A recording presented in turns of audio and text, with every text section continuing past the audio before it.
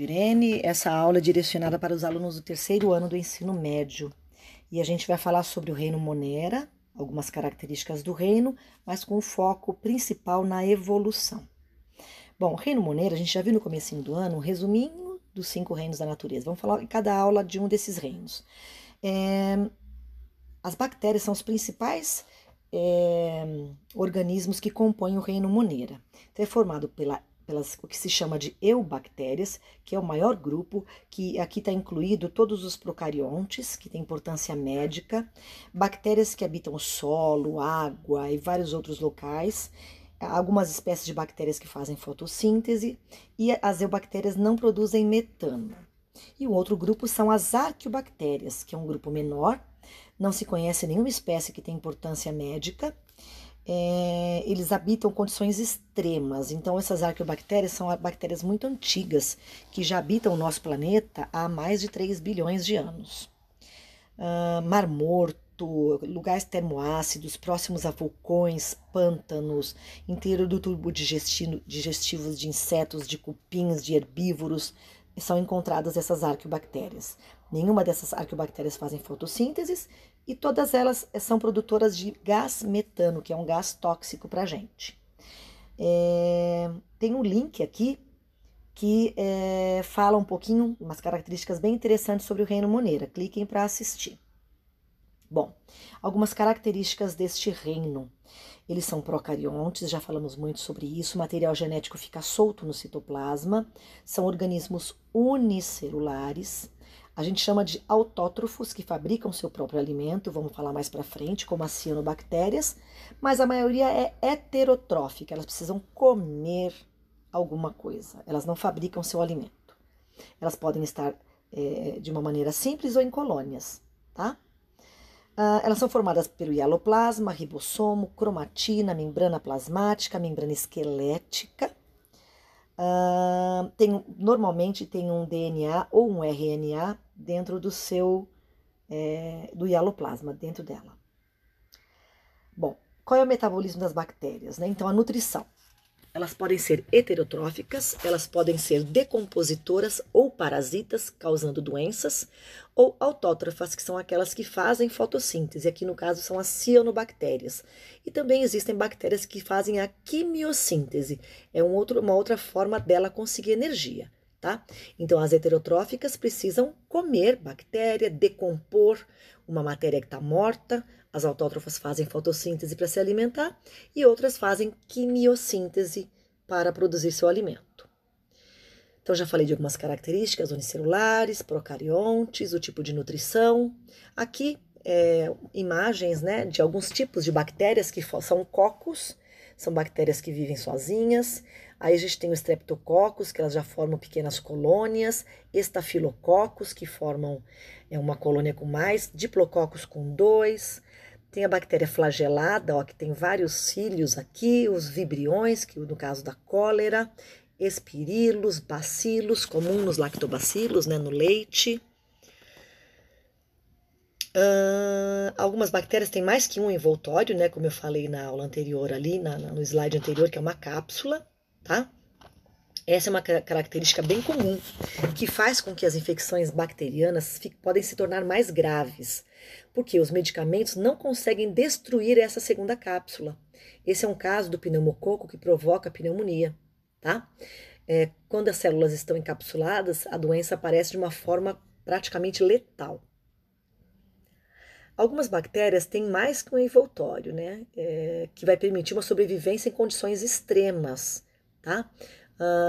Essas bactérias, elas podem provocar doenças muito graves, como no caso da pneumonia, e outros tipos de doenças também, tá?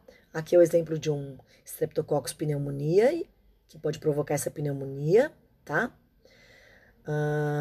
Aqui embaixo tem um link bem interessante falando do desenvolvimento dos antibióticos e a descoberta da penicilina. Então, são 2 vídeos muito legais.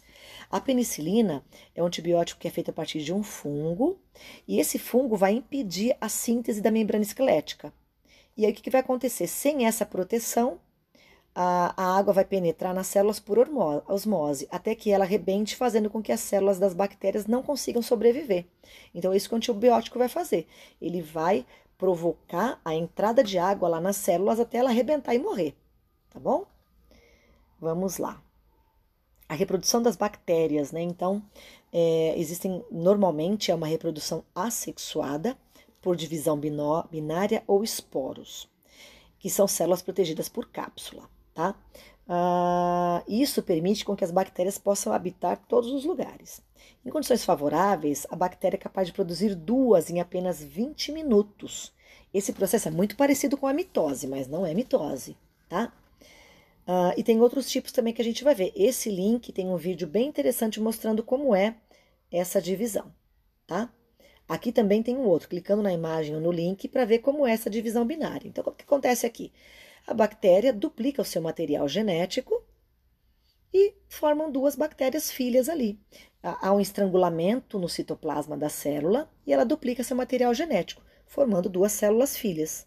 Isso em 20 minutos. Se você tem 1 milhão de bactérias, cada uma se dividindo em 20 minutos, você vai ter quantas bactérias no corpo?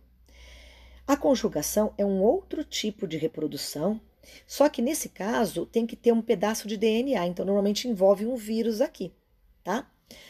Essa bactéria, ela passa, o DNA plasmidial de uma bactéria para outra, vai passar até através de um canal, que vai ser uma comunicação entre elas, que é chamado de pilus sexual, né?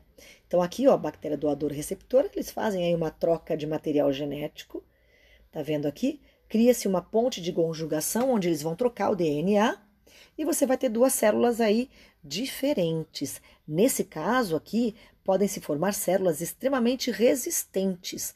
Então, por exemplo, você toma um antibiótico, aquele antibiótico não mata todas as bactérias. Por quê? Aquelas mais resistentes, ela não vai morrer.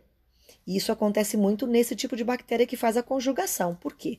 Ela vai misturar o material genético. Isso torna ela mais resistente. Porque pensa só, se você tem uma bactéria que está te causando pneumonia, todas essas bactérias são iguaizinhas. Você toma um remedinho ali, em 1 semana já matou tudo. Por que o antibiótico tem que ser tomado por 7 dias ou mais na hora certa? Porque se você tomar por 4 dias, você mata uma quantidade de bactérias, mata as bactérias mais fraquinhas, as mais resistentes demoram mais para morrer. Tem um ciclo de 7, 8 dias para morrer. Então, se você para de tomar um antibiótico no 4º dia, o seu organismo ali, o antibiótico matou as mais fracas, as mais fortes continuam. A doença vai voltar. Só que aí você vai ter que tomar um outro antibiótico, porque você está agora com as bactérias mais resistentes, tá? Olha só. Aqui é um exemplo também, né, de como pode acontecer essa reprodução, tá? A fagocitose, o macrófago aqui é um tipo de vírus que ele vai injetar o seu material genético dentro da célula, tá?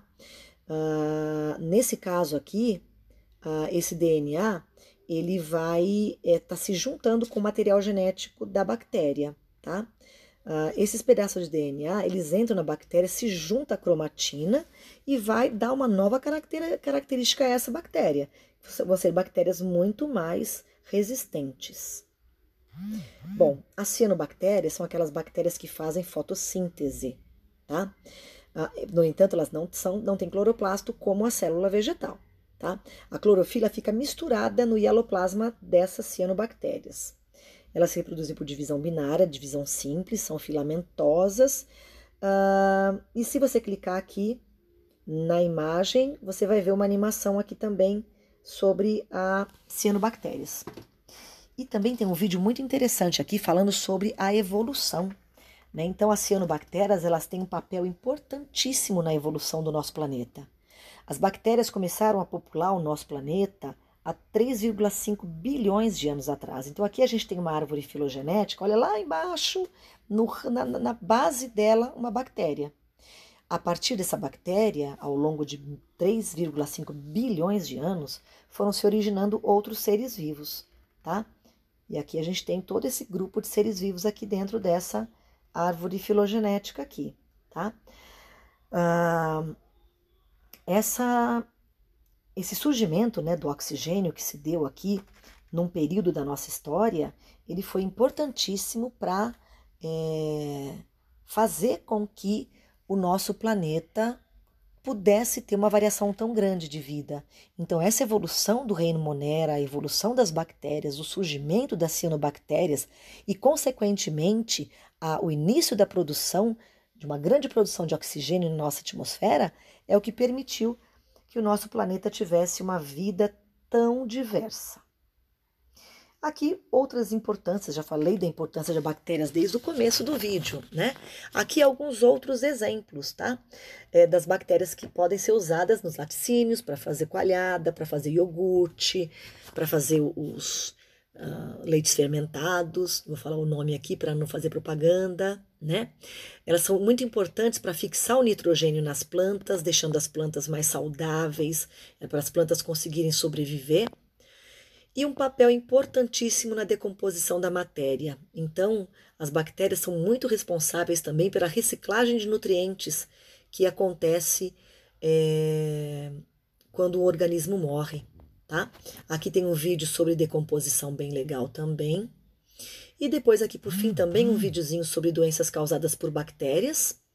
E um exemplo aqui de várias, né? Então a gente tem a acne, o antrax, que é uma bactéria muito séria, o botulismo, a brucelose, a cárie, a cistite, que é uma inflamação, infecção da bexiga urinária, a cólera, a disenteria, difteria. Aqui são só alguns exemplos, tá bom? Clicando no vídeo, no link, vocês vão estar vendo uma animação com todas essas doenças aqui, ok?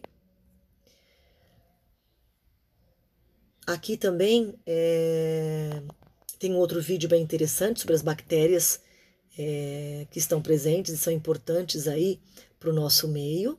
E também com várias situações que podem cair no Enem com relação à bactéria, ok? Se puder, fique em casa, se cuidem.